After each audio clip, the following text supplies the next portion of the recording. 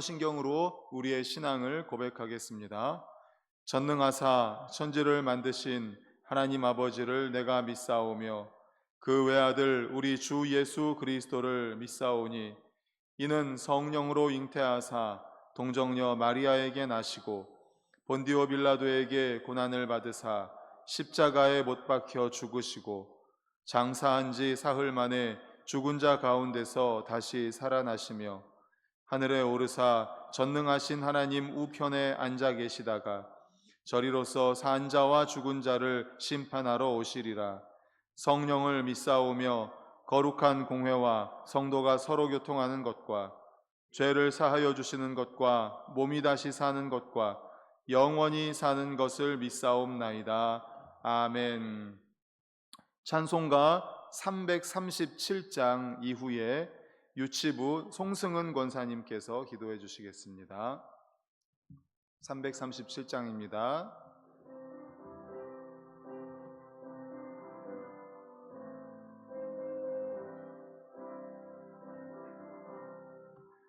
내 모든 시험 무거운 짐을 주 예수 앞에 아뢰이면 근심에 쌓인 날 돌아보사 내 근심 모두 맡으시네. 무거운 짐을 나 홀로 지고 견디다 못해 쓰러질 때 불쌍히 여겨 구원해 주리 은혜의 주님 오직 예수. 내 모든 괴로움 닥치는 환난 주 예수 앞에 아뢰이면 주께서 친히 날 구해 주사 넓으신 사랑 베푸시네.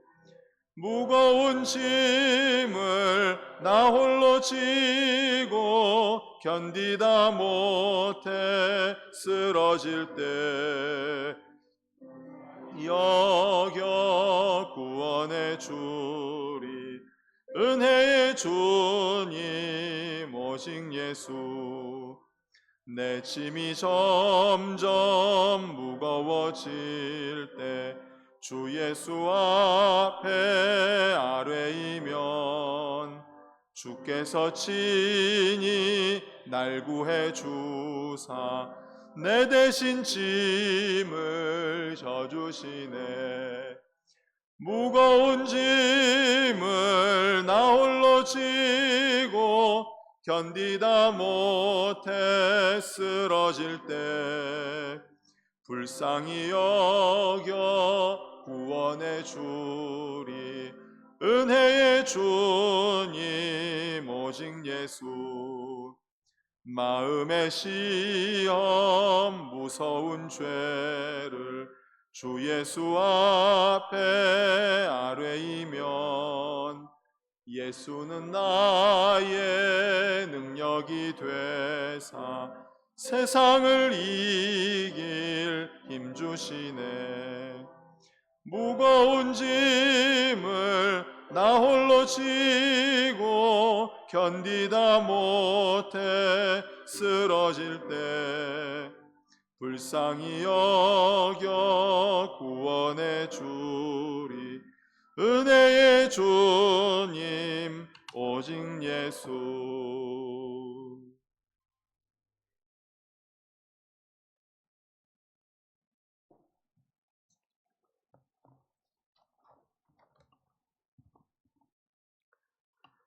사랑과 은혜가 충만하신 하나님 아버지 감사합니다. 교회학교 여름사역을 위한 특별 새벽 예배를 드리게 하시고 우리를 기도의 자리로 인도해 주심에 감사드립니다. 많은 사람들 가운데에서 저희들을 특별히 주님의 택하신 백성으로 세워주심에 그것에는 하나님의 깊으신 뜻이 있는 줄 저희가 믿습니다. 그러나 저희들은 하나님의 뜻을 위해서 살기보다는 저희들의 뜻을 위해서 살았음을 고백합니다. 이 시간 회개하게 하시고 용서받고 주님의 뜻을 이루기 위해서 결단하여 나아가는 귀한 시간이 되게 하여 주시옵소서. 교회 학교가 점점 사라져가는 암울한 현실 가운데에서도 반석교회의 교회 학교를 세워주시고 섬길 수 있는 은혜를 주심에 참으로 감사를 드립니다. 사랑의 주님, 유치부와 유초등부가 7월 중에 성경학교를 통해 천국 잔치를 열려고 합니다. 교회 학교를 담당하는 모든 손길들과 반석교회 모든 지체들이 기도와 훈련으로 준비하고 있습니다. 어떠한 사단의 권세도 틈타지 못하게 천군 천사되어 지켜주시옵소서. 천국잔치에 참여하는 모든 아이들이 인격적인 주님을 만나게 하여 주시고 눈에 보이지는 않지만 언제나 살아계셔서 함께 하시는 도우시는 주님을 만나게 하여 주시옵소서. 그리하여 주님의 나라를 온전히 이끌어 나갈 선하고 존귀한 일꾼들로 세워주셔서 하나님 나라와 세상 가운데 선한 영향력을 나타내는 자녀들로 쓰임받게 하여 주시옵소서. 사랑의 주님, 청년들은 8월 중에 3박 4일의 일정으로 하나님이 시선이 향하는 그곳 일본으로 단기 선교를 떠납니다. 오직 성령이 너희에게 임하시면 너희가 권능을 받고 예루살렘과 온 유대와 사마리아와 땅끝까지 이르러 내 증인이 되리라는 말씀을 들고 나아갑니다. 말씀의 참다운 뜻대로 나아가게 하여 주시옵소서. 마음을 아프게 하는 원수와 같은 사람에게도, 또한 지역 감정도, 또한 우리의 편견과 사상의 다름에도 우리가 이런 모든 것들을 뛰어넘어 오직 하나님의 복음 전하기에 열심을 다하는 충성된 종들이 되게 하여 주시옵소서. 우리를 대표해서 단기 선교로 파송되어지는 11명의 팀원들의 3박 4일간의 모든 일정 속에 하나님의 임재하심으로 인하여서 안전한 가운데 허락하신 모든 사역을 잘 마치고 돌아올 수 있기까지 하나님 함께하여 주시기를 간절히 기도합니다. 사랑의 주님, 이 시간 사랑하는 목사님을 통하여서 귀한 말씀을 듣습니다. 늘 말씀을 전하고 준비하시는 목사님 가운데 함께하여 주시고 늘 영육간의 강건함으로 지켜주심으로 인하여서 목사님 소망 가운데 있는 모든 기도의 제목들 가운데 주님 가장 좋은 것으로 응답하여 주시옵소서. 말씀을 듣는 저희들과 말씀을 전하는 목사님도 모두 은혜의 시간 되게 하여 주시고 은혜 받고 또한 그 받은 은혜를 이웃들에게 전할 수 있는 귀한 말씀이 되게 하여 주시옵소서. 모든 말씀을 사랑 많으신 예수님의 이름으로 기도드립니다. 아멘.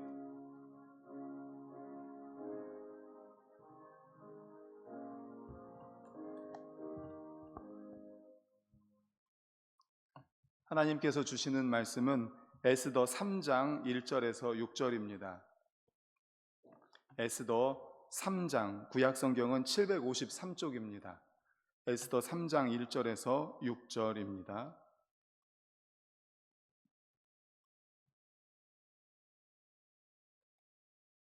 구약성경 753쪽입니다.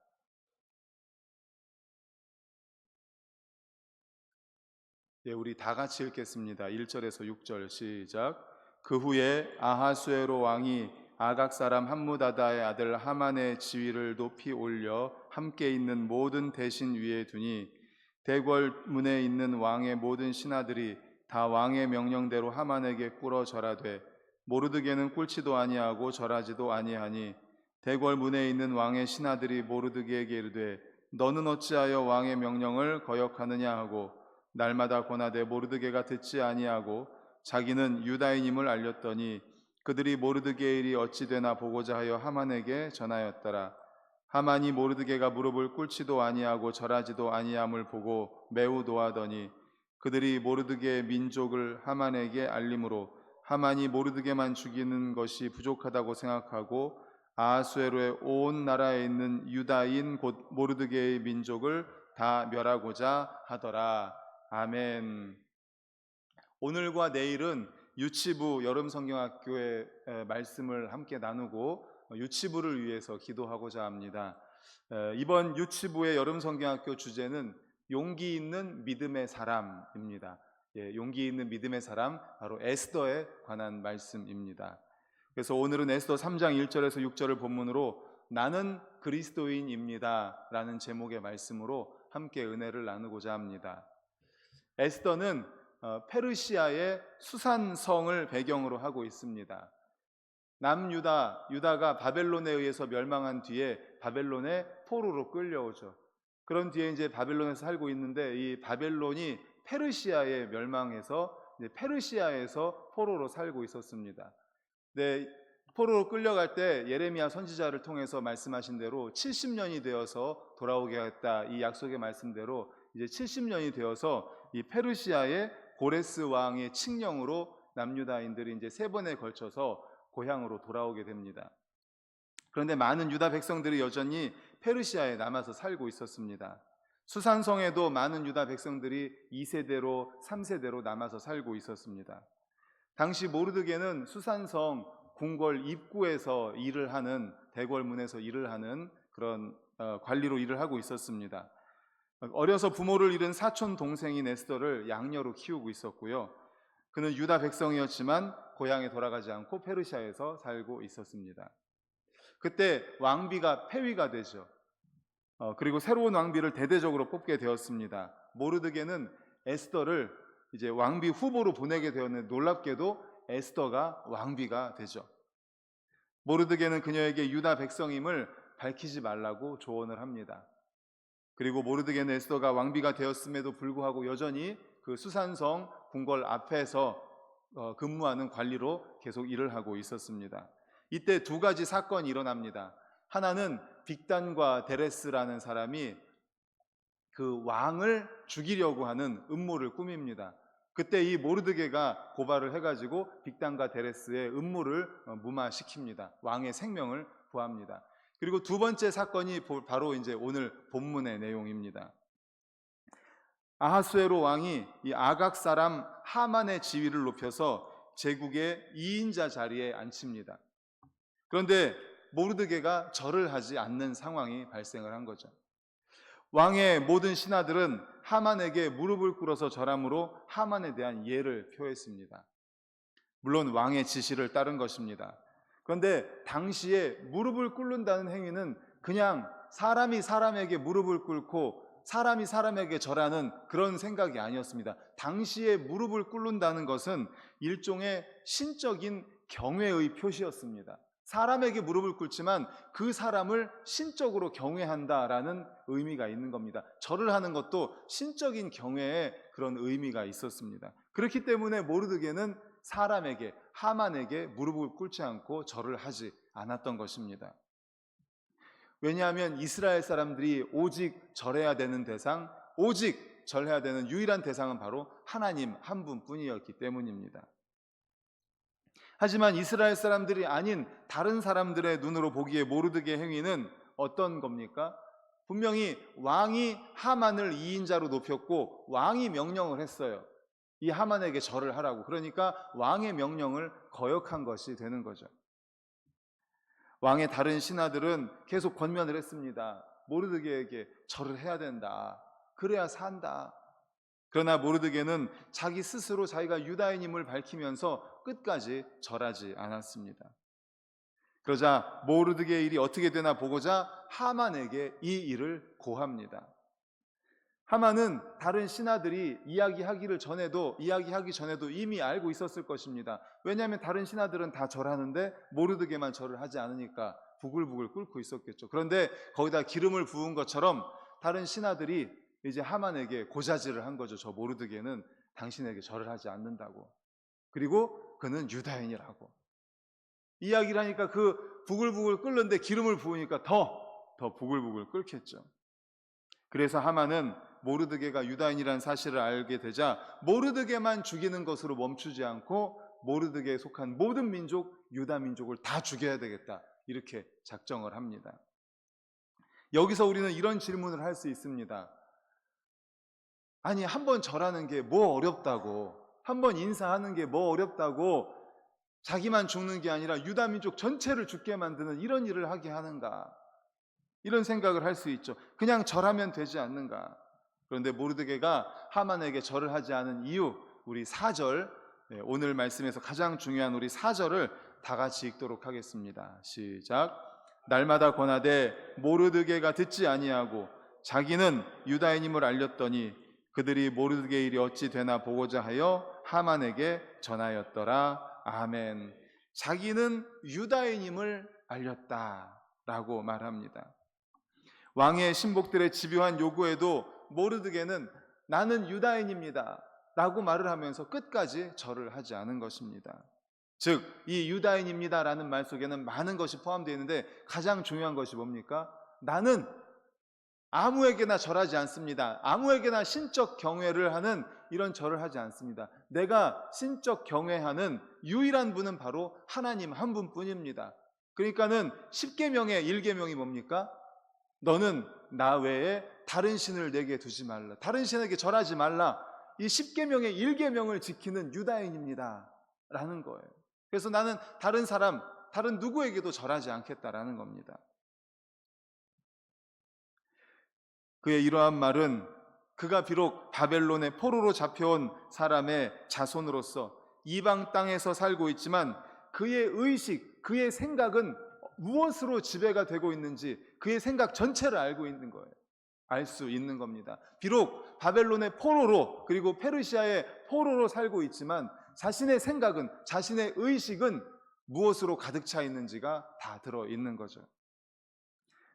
그렇습니다. 모르드게는 이스라엘 자손으로서 하나님 백성이라는 자신의 소속감, 자신의 정체성을 분명히 가지고 있음을 믿으시기를 간절히 축원합니다.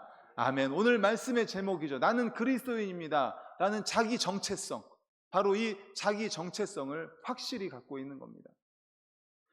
바벨론이라는, 페르시아라는 그 나라에서 노예로 살고 있었지만 그는 그리스도인이라는, 하나님을 믿는 백성이라는 자기 정체성이 분명하게 있었던 것입니다.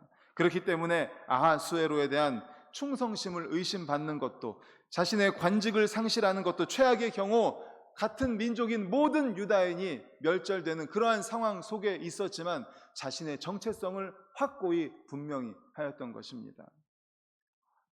그러한 인식은 하나님에 대한 충성, 바로 10계명, 1계명에 지키는 것이죠. 자신은 하나님의 백성이고 그리스도인이라는 그런 분명한 정체성입니다.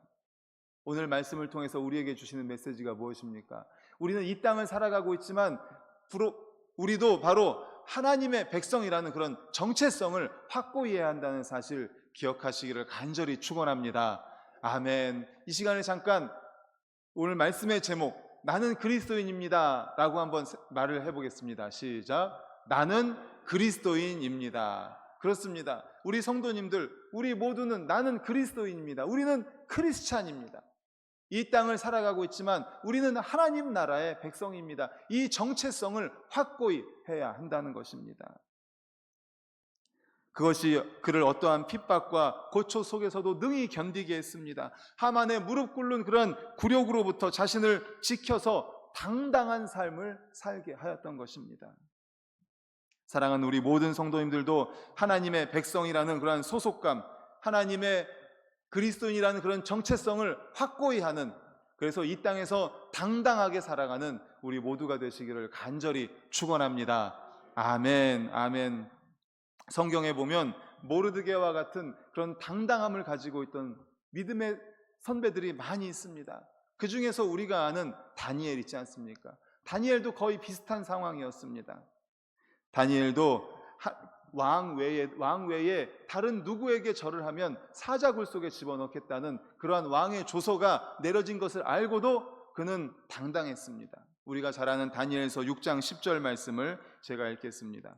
다니엘이 이 조서에 왕의 도장이 찍힌 것을 알고도 자기 집에 돌아가서는 윗방에 올라가 예루살렘으로 향한 창문을 열고 전에 하던 대로 하루에 3번씩 무릎을 꿇고 기도하며 그의 하나님께 감사하였더라.